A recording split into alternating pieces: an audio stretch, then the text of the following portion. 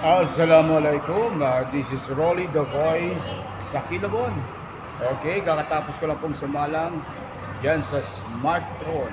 Okay, sapagkat syempre po, importante sa atin ang kalusugan, lalo na po sa mga nagkakaedad. Lagpas na po tayo ng 20.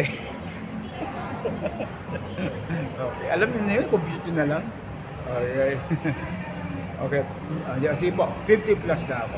Okay, so mga kaibigan, magsisimula na po tayong maglakad. Ayan, pauwi. Importante po yun. At ngayon medyo napansin ko, out of data na ako. Okay, so wifi na lang inaasahan ko. Hindi na ako makakapag-live. Sa bahay ko na po ito i-upload. Thank you so much. Once again, this is Rolly the Voice sa Kilabon. Ciao!